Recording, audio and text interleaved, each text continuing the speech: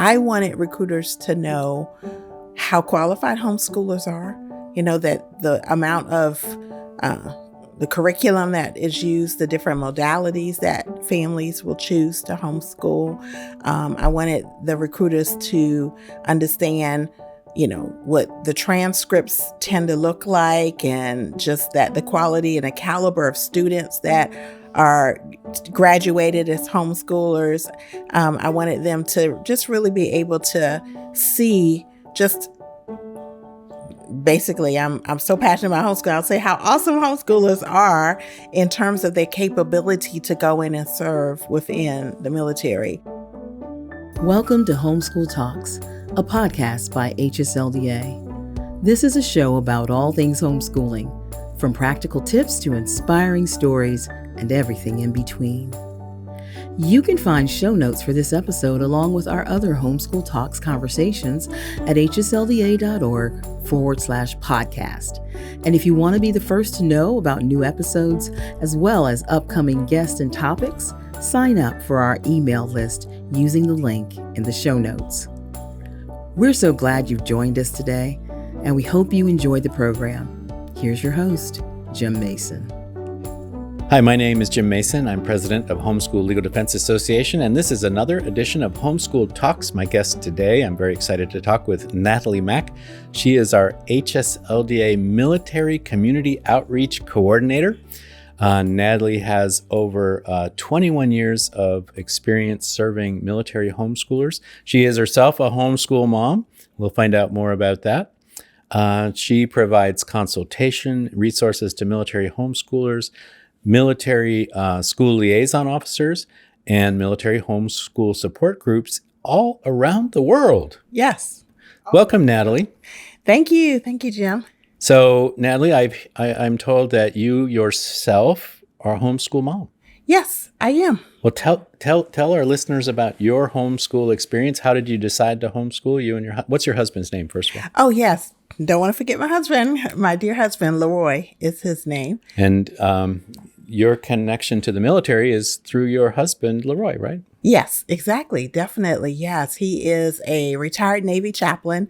December was a year since he retired. And so after 34 years of military service, there was a season for the Army as a military intelligence officer, got called to the ministry, accepted his calling, got out of the Army as an MI officer, went to seminary, did a stint with Johnson & Johnson. We lived civilian life, and a lot of our military families understand that, and you understand what I mean with that. And then we really missed the military community. We didn't find the same community outside of the military. Our children just needed to, be in a community where there were more kids coming outside, and military communities are pretty notorious for that. So, yeah.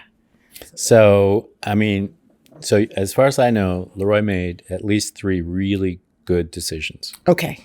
Yeah. 1, he married you. Yes, that's a great decision. 2, he went to seminary. Yes, that's an awesome one too. And then 3, he moved from the Army to the Navy. Yes, I knew you would say that. I knew you would say that. And that's, it's all purple. It's all service. And I really discovered over all the years, it was 34 years in total. Army reserve time, and then back in Navy was 21 years. I think I have that right, as a Navy chaplain. And what I really realized is I just love the military community. Mm. So in the midst of that 34 years, when did you start homeschooling, and how did you and Leroy approach homeschooling? We started homeschooling about 2 weeks before 9/11. Yes. And about 6 weeks before our 4th child was born. So at that point, we had 2 girls that were 9 and 7, 4th and 2nd grade. And then we had almost 4-year-old. And we had been living that civilian life I mentioned prior to Navy. And we really missed the military community. And my husband was offered the opportunity to look at the Navy to come back in and be able to serve Navy, Marines, and Coast Guard, which would have given him a more diverse opportunity at ministry. And so we jumped at that opportunity and somewhere in there, I had been, I guess the past 2 years prior to deciding to homeschool, I was meeting homeschoolers and I was pretty much resisting. I didn't know a lot about it. And I thought, why would someone do that? Our daughters were in a private Montessori school at the time in Maryland. I was working as a licensed therapist and a mental health family therapist, and everything seemed really okay. But I really realized that I wanted to spend more time with our children. And obviously that was God's intent, because I continued to meet so many homeschoolers and I got to ask them questions. Eventually, I just knew that was what God was calling us to do. So my husband got obviously accepted back, not back into the Navy, but back into military service. He was assigned his first duty station at Camp Pendleton with the Marines. I guess say, hoorah, right? And we decided that we would all move as a family. He moved a few months ahead of us. We sold our house in Maryland. We said goodbye to civilian life. And 2 weeks before 9/11, we were still in Maryland waiting for the sale of the house, and we started homeschooling. And then 9/11 occurred, and we flew about 3 weeks before our fourth child was born. So somewhere in there, we had transitioned from civilian life. We sold our home.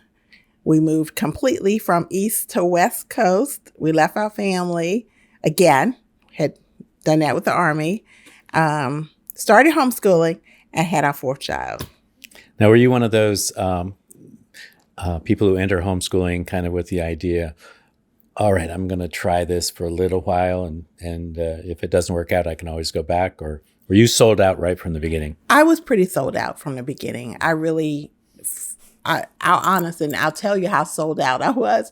I really knew God was calling us to homeschool. And this is not, I know sometimes others will say, oh, God called me to do it. I honestly knew that, to the degree that I shared that with our daughters, who were the ones who were in school, who loved the school, the private small Montessori school that we were paying an arm and a leg for. And it just felt like it was the best place.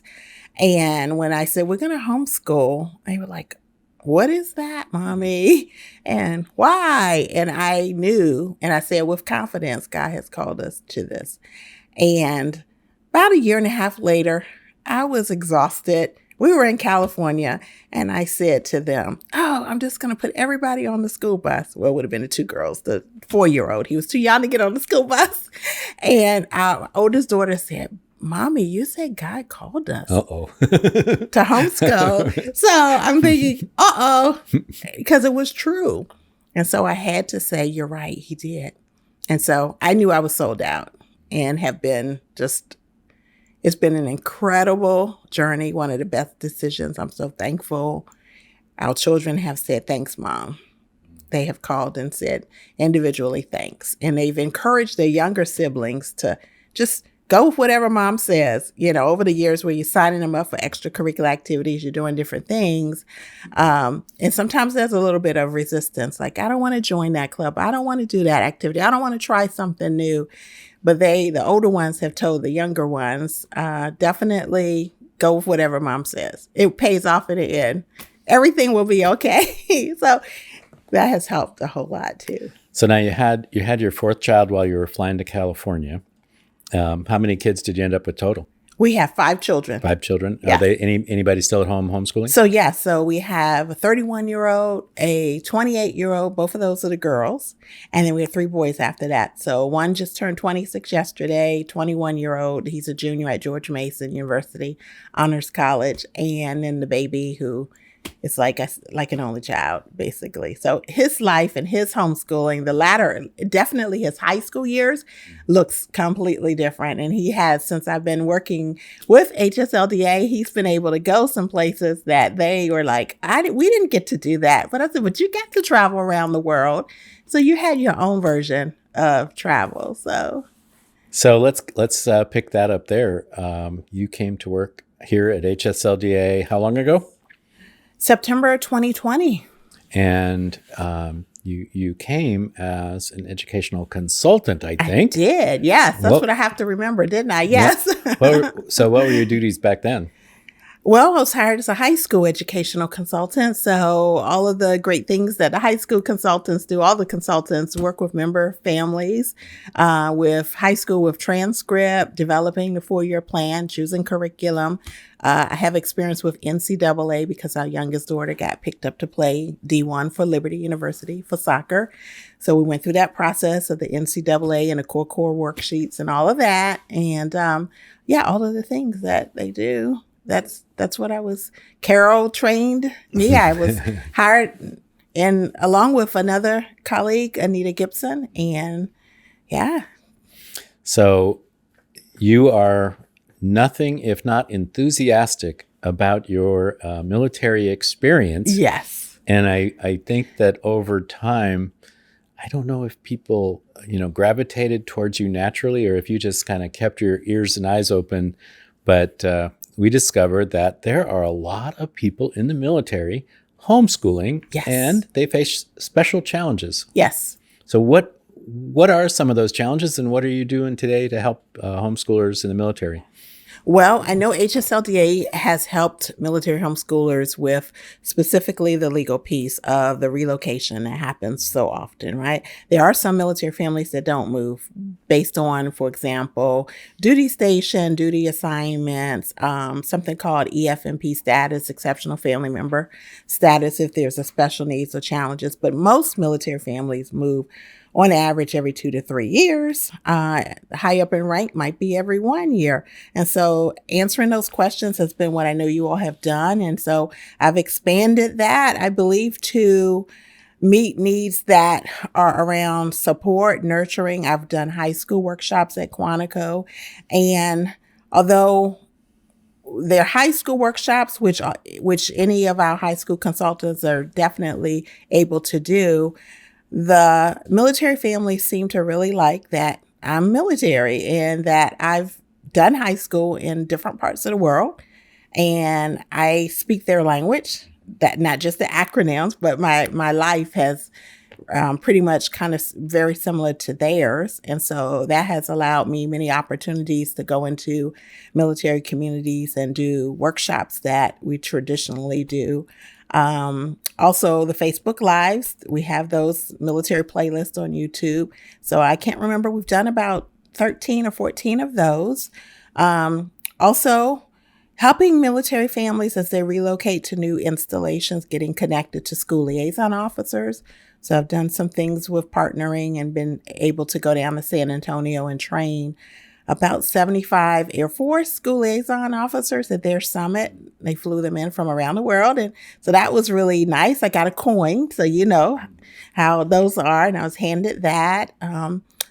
I also advocating within the recruiting world to make sure that homeschoolers get a fair shake, that a recruiter isn't looking at a homeschooler and saying, okay, what is homeschooling? Or you're not qualified, or asking anything that is basically outside of the scope to be asked. And so that propelled me into an opportunity with the Air Force again, to come to Leesburg to train the Air Force recruiters for another basically summit that they were having.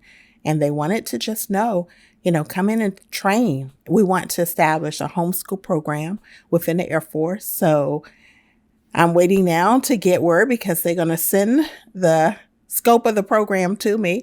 So I'll be sending it your way too, just to make sure that, everything looks good, but they are establishing it. So it's been a lot of opportunities to do so many different things that all meet different needs that the military families have. So many years ago, I came to work here about the same time as you were moving to Pendleton. Oh, okay. And I spent a glorious week at Camp Pendleton when I was a midshipman many years ago. How awesome. Yeah, so I have 1 week of actual Marine Corps experience where that counts? Oh yeah, we did like forced marches all over Camp Pendleton and did midnight patrols. Oh gosh. Oh yeah. Oh, okay. So but since my time working here, one of the things that we worked on really hard and kind of finally brought into fruition about 12, 13 years ago homeschoolers for many years were not allowed access to tier one recruitment placement. Yes. They were treated kind of the same as high school dropouts and kind of automatically went into tier two. But even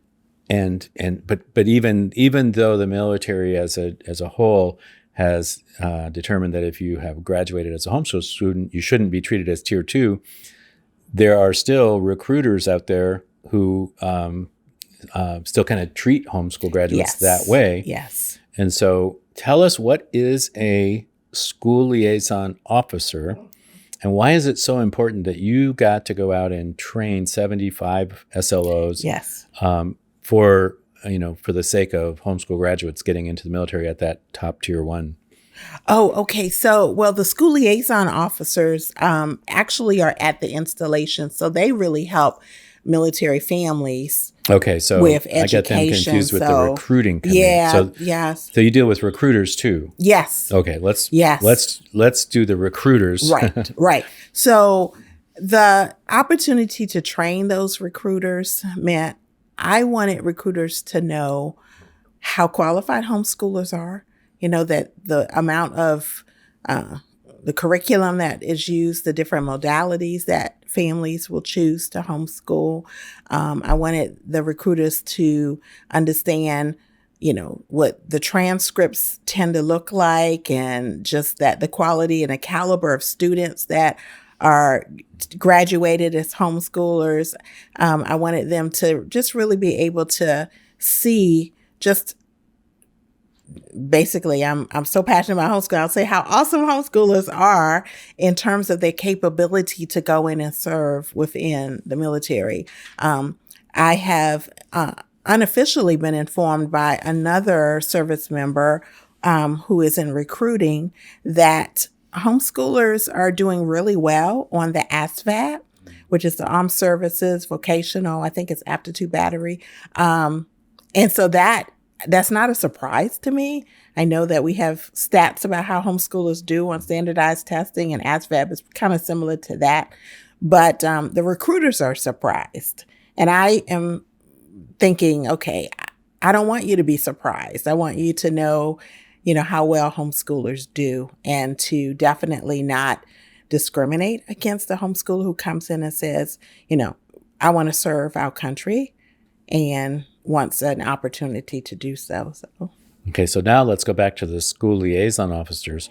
Now they're the ones on the installations. Yes. And so military families who want to homeschool face special challenges because they're moving from base to base. So what were your words to the school liaison officers to help ease the way for homeschool families in the military? Well, over the years of being in military homeschool leadership, which has been about 21 of the 22 years we've been homeschooling in different parts of the world, I've had different interactions with school liaison officers. Thankfully, they've been all positive, but I know that that's not always the case. And I think some of the reason it is not the case is school liaison officers don't really understand how to advocate for homeschoolers. And homeschoolers don't really know whether or not school liaisons officers are going to be in their corner. If that person is really someone that's going to help me. There have been situations I know, particularly overseas, where command officers have tasked the school liaison officer to round up the homeschoolers. I want to register of everybody homeschooling, and we know that's not legal. And so, and I understand that if that's your commanding officer, I understand that it's hard to say, no, sir, I'm not going to do that. But at the same time, if I think a school liaison officer knows that that's not acceptable and that homeschooling is a viable option, and if they look at the stats, there's an organization, a national nonprofit called Blue Star Families, and I just recently had a Dr. Kim Hunt on as a guest on one of the military Facebook Lives, and we were talking about the organization. And so that organization is one that I really, want homeschoolers to know about as well, so that they can actually see that there are agencies out there. And so the school liaison officer, I want that school liaison officer to know that that military homeschooler that comes in their office and says, hey, we just got here. How can you help me? Either I want to begin homeschooling, or we've been homeschooling for a while and I need to know what's in my area. Is there a homeschool support group on this installation? If so, how can I contact them? How can I get involved? What's outside of the installation? A little bit about the laws. I want them to quickly say, oh, I can tell you a little bit, but contact HSLDA because they are the ones. I just want there to be more of, I guess, an ease in the relationships between the military homeschooling families and the school liaison officers. So the Air Force has led the way, which, there's a joke among the military communities with the different branches. I know we're all purple, but there's a joke about the Air Force typically is leading the way. And I say that with love to Navy and still a fondness in my heart for Army that, it does happen. And so I'm glad that they led the way.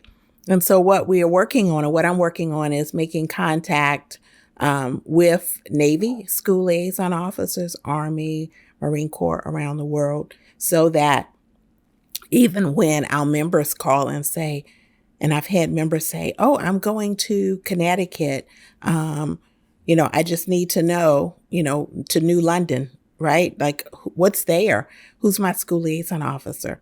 And I've been able to connect that family, as an example, to the school liaison officer. Makes it a little bit easier. We have a lot of challenges moving around.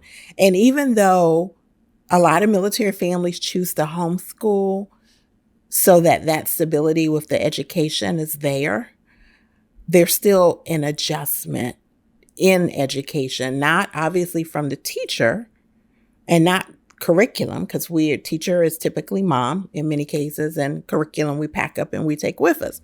It's more so we're moving into a new environment, a new installation, a new homeschool support group, a new community around that installation, new extracurricular activities, right? New homeschool chess club as an example. So there's still adjustments. And so there's, if there can be one less adjustment or some way to make it easier, I'm hoping the school liaison officer can play a little piece of that, a little role.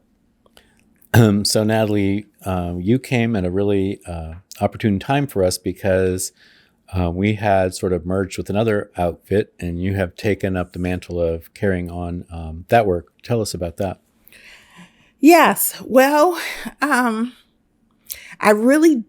because I wasn't here then, I don't know a whole lot other than what I've been told.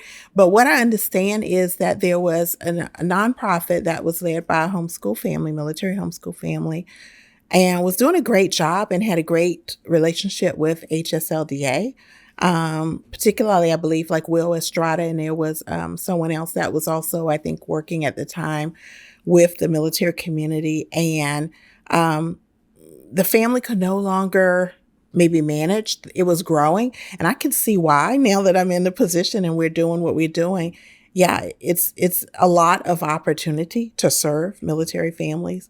And what I understand is that that family said, hey, HSLDA, would you be interested in, carrying the torch forward, doing the work? And so that was what I understand. I hope I have that correct, that the merger took place. And so now, fast forward, not knowing exactly all that family wanted to be able to do, but was incapable because of the task level, I set up the military outreach program and developed it and created it based on just my life. And over the 34 years, just moving around and what would I want in a program? How would I benefit? What different opportunities and resources would I want to have access to as a military homeschooling family?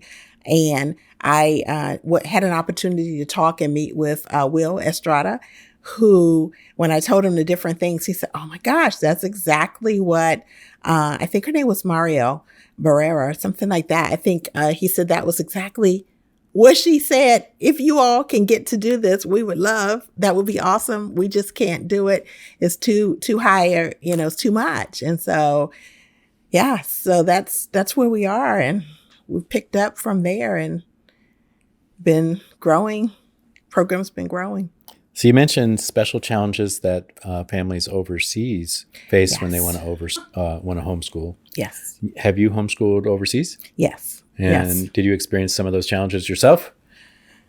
I did not, but I know that it really depends on where you're stationed, whether, and I was just talking with Kevin Bowden, who works with me a lot with the military cases and members. So he's one of our staff attorneys. Yes. Who came to us from, really? Yes. The Air Force. Air Force, exactly. I know.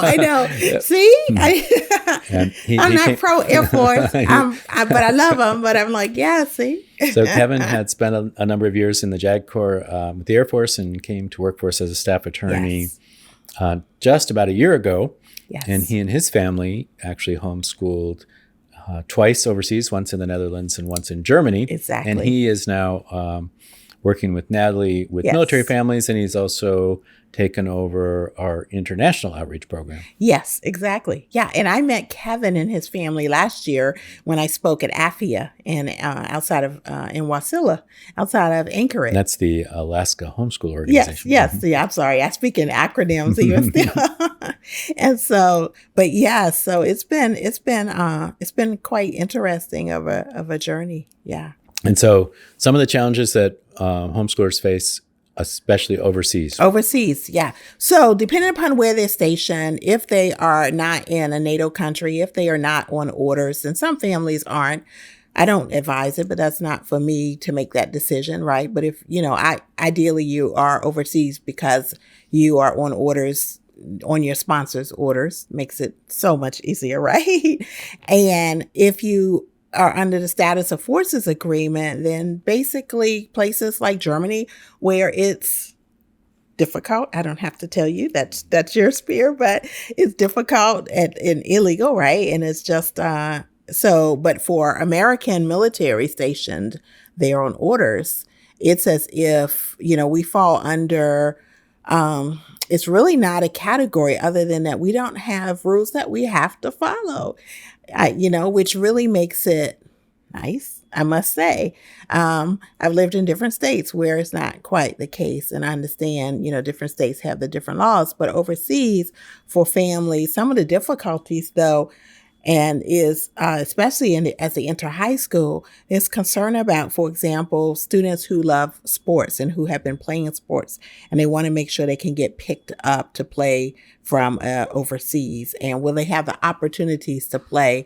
And that's one thing. And also getting curriculum overseas. It's not as easy. Some curriculum providers will ship to an APO or an FPO, or I think it's a DPO for the diplomats, but not all curriculum providers will. So that's a challenge as well. And so then the obvious, learning the language and being able to get around and take advantage of all of the historical sites in some of the countries, all the countries. So, yeah. Yeah, that's not a challenge. That's like one of the benefits of being in the military, right? I think it's a benefit, but I actually... a 2-year field trip. I actually loved being our last... Well, we homeschooled overseas in Naples, Italy. That was our last overseas assignment, but we've lived in Germany as well.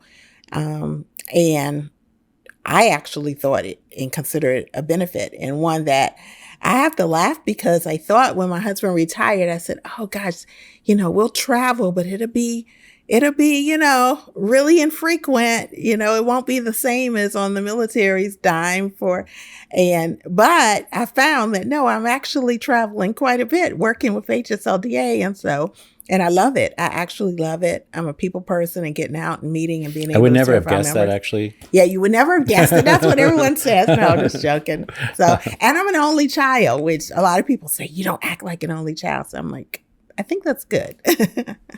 So what's in store for you? Some upcoming events? Wow. Okay.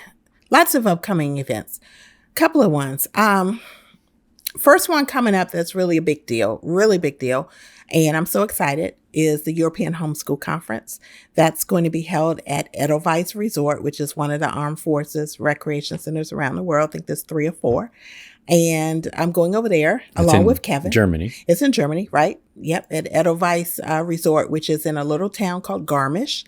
And it's about an hour from Munich. And so Kevin Bowden and I are going, and we're going to be speaking. We're supporting the conference. Let me just catch everyone up. Are we paying you to go there for this? I hope you this are. This is like in Bavaria in the Black Forest. Somebody has to go. Oh Jim. my goodness! Somebody has to go.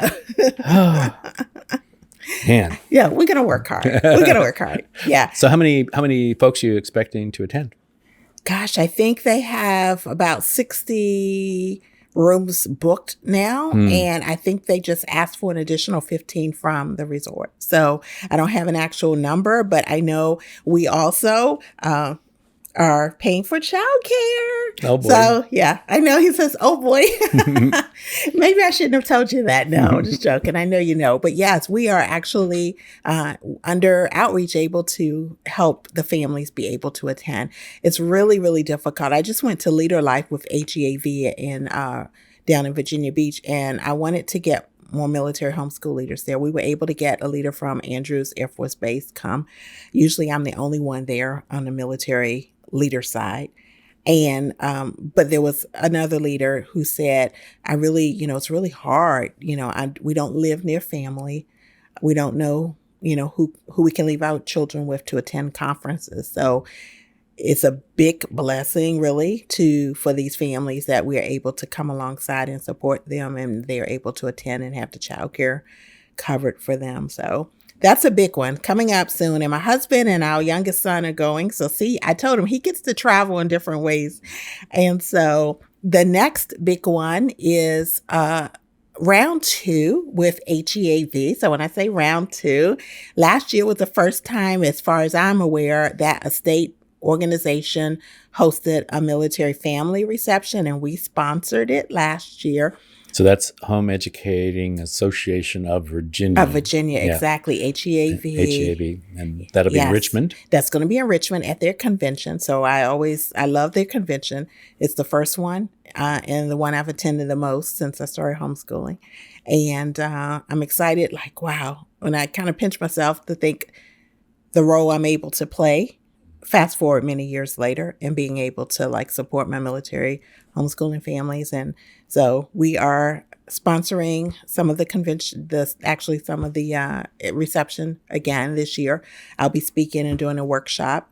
And then we've branched into a whole new state, which I'm really excited about, California.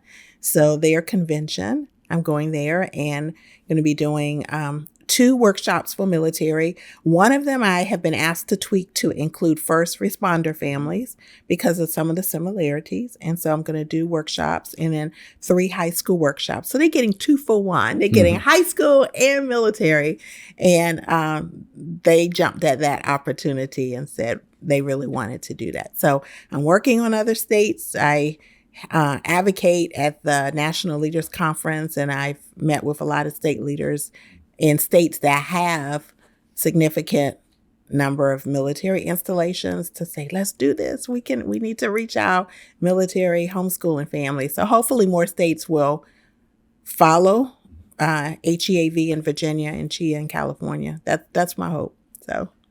So you guys, you and the other consultants frequently do Facebook Live events. Yes. And you do some specifically for military and others for high school. How can people find those? I think we save those and then we announce new ones as they occur. How can people find those? Yes. Well, I know that on our YouTube channel, we have a military playlist. And so if you go to HSLDA on YouTube and go to the playlist section, the military playlist is there at the top. I suspect mostly all of our Facebook Lives are there. And we stay quite busy producing content that we hope and we believe is relevant to support definitely our members, but those who haven't, heard of HSLDA. And that's one of the the roles that I play with the military outreach is to say, look at these benefits. Yes, the legal, you have the consulting, you have compassion. I work with Darren with group services. We're working to get a lot of the military homeschool groups in our directory. So I always advocate when I'm doing a Facebook Live. If you're a military homeschool support group leader, please reach out to me. I want to ask you if you want to put your group in the directory. There's benefits for groups to be listed in our directory, and it's free. And you have access to Darren, who's awesome, to help you with all of the questions you may have. So and that's one of our other staff attorneys, Darren Exactly, Jones, Darren Jones. who's actually worked here longer than I have. Okay, I did not know that. Yeah. Yes. He started as, I started when I was 12 and he started when he was like 3, I think. Yes.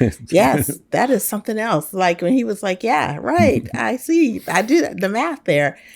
But, So, Natalie, where can people go to get a hold of you if they want to find out more about the work you do? well, I have a couple of places I live. I moderate our HSLDA Military Families Facebook page. And so I do get questions and in the inbox there. So you can find me there. You can find me at my email at military@hslda.org. You can find me also on our landing page that has the resources for military families. So if you go to the hslda.org, if you click community, you'll see a tab for resources for military families.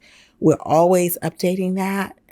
We have a blog. We have 2, well, including myself, 3 bloggers now. So we're going to have content coming out around military-related topics. And I'm working with Compassion, too, to see what we can do to support the military families even more. So there's lots of movement. Yeah. So Compassion is where our generous donors give money to us so that we can re-grant the money to homeschoolers who need a little extra help. And that includes military families and single parents, widows, victims of disasters and all kinds of things. And over the last 2 or 3 years, we've given away millions of dollars to help homeschool families who just need a little extra help.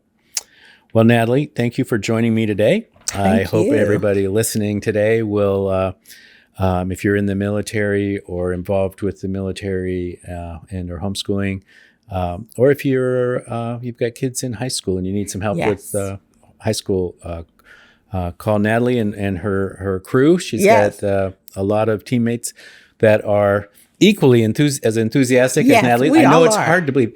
You can't get them all in the same room. I mean, once it happens, you can't be sad anymore when they're all in the same room. No, we love each other. And they are some of the best of the best, really. And I'm not just saying that. To work with them and to work here, it's been a joy. It has really been a joy. Well, it's been a joy chatting with you today, Natalie. And many of the resources that we've mentioned, our producers will put in the show notes. You'll have direct links that you can go there. And I'd encourage you to go to hslda.org to find out more about the mission of Homeschool Legal Defense Association, which includes the work that Natalie's doing and our legal department and so much more. And if you'd like to join, you can find out how to do that there or make a donation, a tax-deductible donation to support the work of HSLDA by donating to our Freedom Fund. Or if you want to help one of those families in need, you can also donate to our Compassion Fund. And I'd be remiss to end the episode without saying that if you've enjoyed this episode, and even if you haven't, please share with your friends. And be sure to like or follow this channel on the platform of your choice. So thank you, Natalie, so much for joining me today. Thank you. Thank you so much, Jim. I appreciate it. Today's program is made possible by HSLDA's team of educational consultants. Are you feeling overwhelmed by the number of curriculum options to choose from? Or maybe you're frustrated because your child is struggling and you're not sure what to do next. Our educational consultants can help. As an HSLDA member, you have access to customized practical guidance on everything from lesson planning and record keeping to helping a child with learning difficulties. If you want to experience less frustration and more progress in your homeschool, get support from our educational consultants by becoming a member of HSLDA. Learn more at hslda.org/join. That's hslda.org/join. Thanks for listening to this episode of Homeschool Talks. If you've enjoyed this conversation, will you do us a favor by sharing it with a friend or leaving us a review on Apple Podcasts? As a reminder, you can find show notes for this episode along with our other Homeschool Talks conversations at hslda.org/podcast. And if you want to be the first to know about new episodes, as well as upcoming guests and topics, you can sign up for our email list using the link in the show notes.